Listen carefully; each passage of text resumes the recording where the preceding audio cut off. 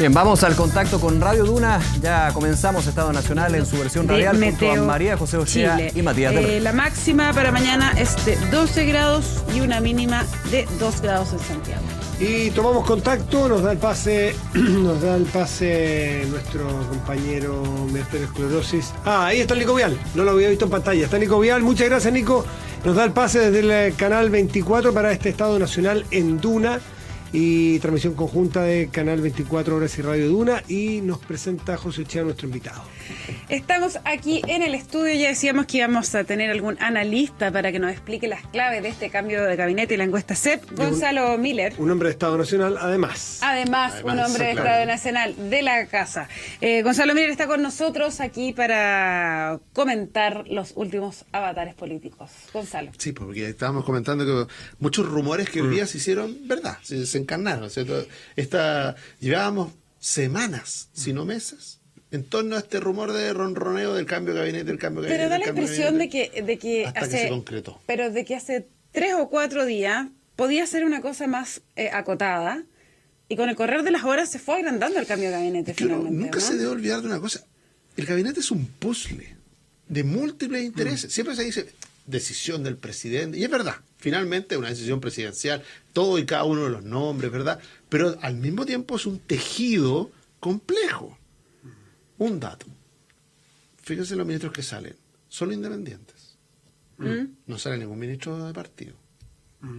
De una manera, o sea, todo tiene múltiples lecturas. Sale Emilio Santelices, sale José Ramón Valente, Susana Jiménez. Entonces uno dice, así como uno dice, mira, ¿salen todos los que tenían mala gestión o critican su gestión? No. ¿Todos los que salen por mala gestión? Tampoco. Porque de nuevo, es este puzzle. A veces cuando tú quieres mover a alguien, mover un ministro, remover un ministro, necesariamente entra en la lógica del tejido. Tengo que compensar, por otro lado, es un ministro que puede o no puede salir. Uno dice, oye, es un ministro que ya anteriormente habíamos dejado fuera, no lo podemos volver a dejar afuera. Todo eso empieza a pesar en las decisiones y se transforman en una decisión que parecía simple, que parecía de señales hacia la ciudadanía, se transforma a veces en decisiones un poco más complejas. La mejor prueba es que el último gran anuncio de este gobierno en la cuenta fue la inyección de inversiones en obras públicas. Supongo que se hace con un ministro en el cual lo ha hecho muy bien, por lo cual por ahí nos vamos a ir y lo sacas. Y no lo sacas porque lo hace mal, porque si no, lo sacas antes de presentar este proyecto de inversión. Está haciendo el roadshow en Alemania hoy.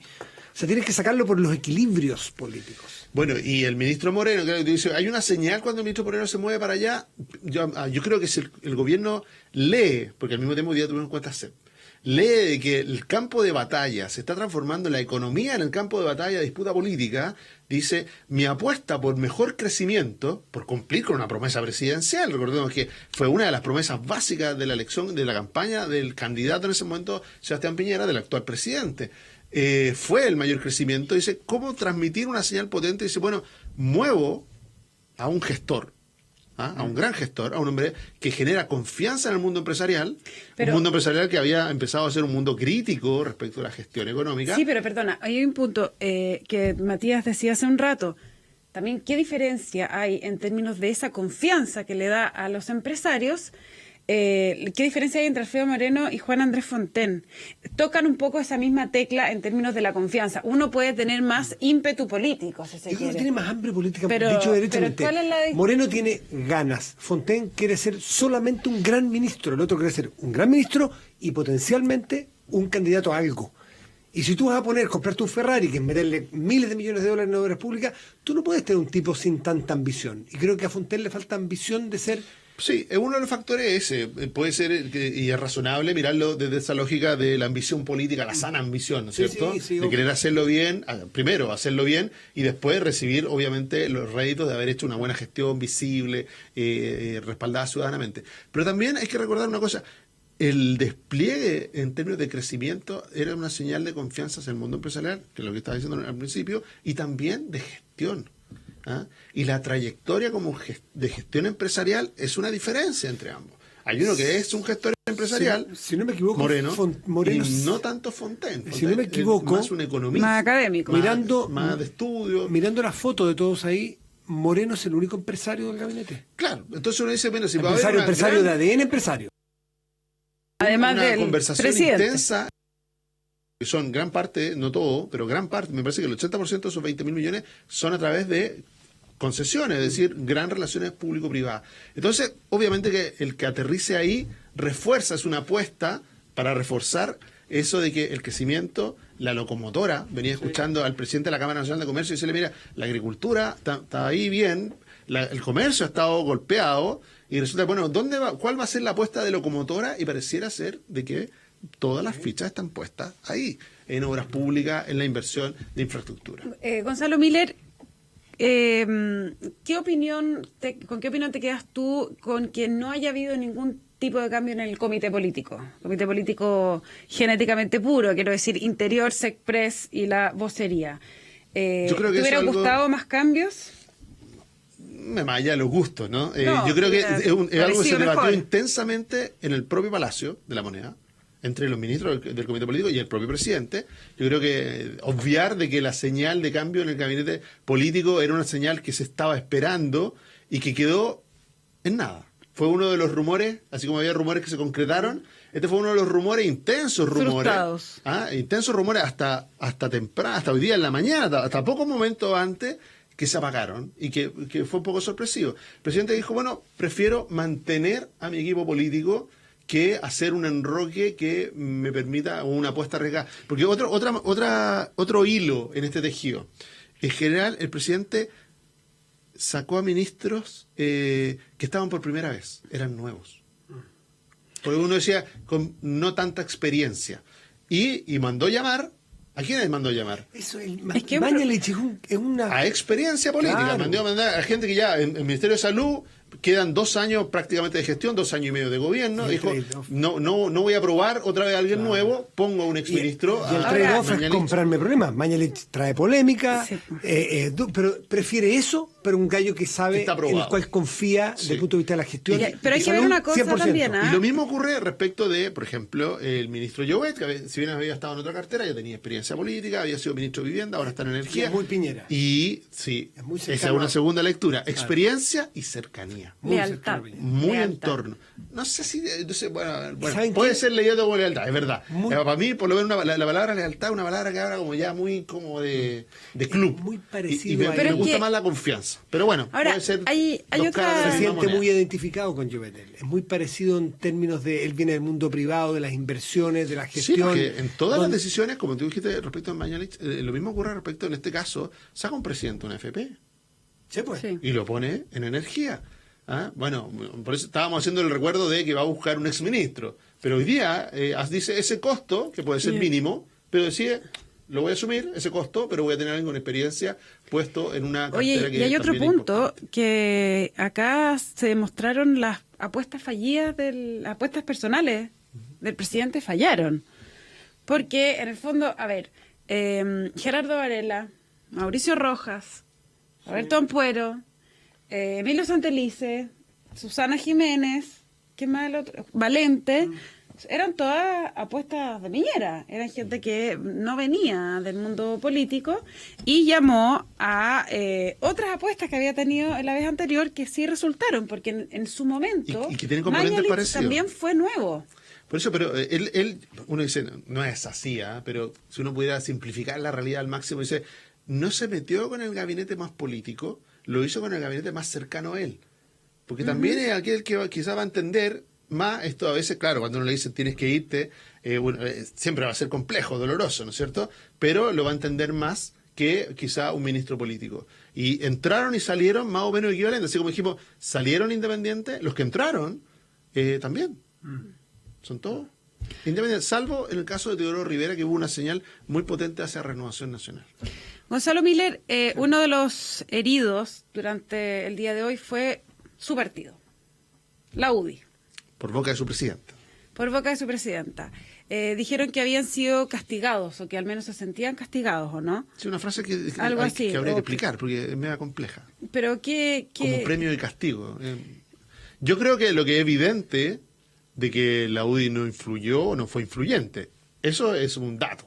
Cuando uno mira a los ministros que entraron, mira, sobre todo en el caso del Ministerio de Desarrollo Social, que es un ministerio que es muy cercano al ADN UDI, en términos de lo que la UDI quiere ser o pretende ser como su sello de impronta, le va a costar mucho explicar qué pasó ahí, o no haber tenido candidato, o que si tuvo candidato finalmente no tener presencia. Que no entrara ningún ministro UDI, o alguien puede decirle, bueno, tampoco se fue ningún ministro propiamente militante de la UDI. Pero lo que está claro es de que vimos en las últimas 2 semanas a Renovación Nacional muy activa. Y crítica del gobierno. Crítica del gobierno, y que finalmente no es por eso, no hay una relación directa, pero vemos que entra un ministro de Renovación Nacional en un puesto importante. Pero no todo es tan lineal, sí, pero sí, tampoco podemos asumir de que no tiene nada que ver. Sí, pero buen punto. O sea, Desborde fue noticia, fue trending topic las últimas 2 semanas, y RN es de los grandes ganadores. Alguien dirá, no es lineal, pero ahí están los hechos, pues. Ahí están los hechos, que el que no llora no mama. Puede ser. Claro, hay parte de eso en términos de que el ser influyente implica también de repente atreverse a disentir, y que eso no afecta a la lealtad. Se puede ser leal y disentir cuando uno no está de acuerdo. Yo creo que también es parte de lo que hay que aprender, una lección que quizá todos los partidos, quizá no solo la UDI, están tomando. Una pregunta antes que la José te quiera hacer otra, que es del otro tema de la CEP. ¿Estará Sebastián Sichel en el equipo político, en el comité político, en el buró chiquitito? Porque estaba Moreno. Es la pregunta que hay que dilucidar el próximo lunes. Es una gran pregunta, porque estaba en tanto Alfredo Moreno o en tanto ministro de Desarrollo Social. Yo me atrevo a apostar de que sí va a estar. ¿Por qué? Porque la elección del ministro Sichel tiene que ver con que el programa de clase media protegida es un programa que para el gobierno también es muy querido, para el presidente especialmente cercano respecto a lo que fue su campaña. Es un territorio, por decirlo así, en conquista y en disputa permanente. Entonces, no se va a atrever a dar esta señal de que era la persona, Alfredo Moreno, y no la importancia del ministerio, ¿no es cierto?, del desarrollo social. Pasando ya a los últimos minutos que nos quedan. Joaquín Lavín, en la encuesta CEP hoy día se dispara hasta en un 56% de evaluación positiva. Hace mucho rato que no había un político con ese nivel de evaluación positiva. ¿Cuán sostenible es en el tiempo de aquí a una próxima elección eso? O sea, si me hubieran preguntado hace 2 años si era posible que algún político con trayectoria, con experiencia, muy conocido, fuera capaz de irrumpir y salirse del pelotón, arrancarse así, yo hubiera dicho, es muy difícil que ocurra. Ahora dice, ¿de qué manera es capaz de sostener eso? Yo creo que es la misma explicación. Estamos la encuesta CEP castiga duramente al sistema político.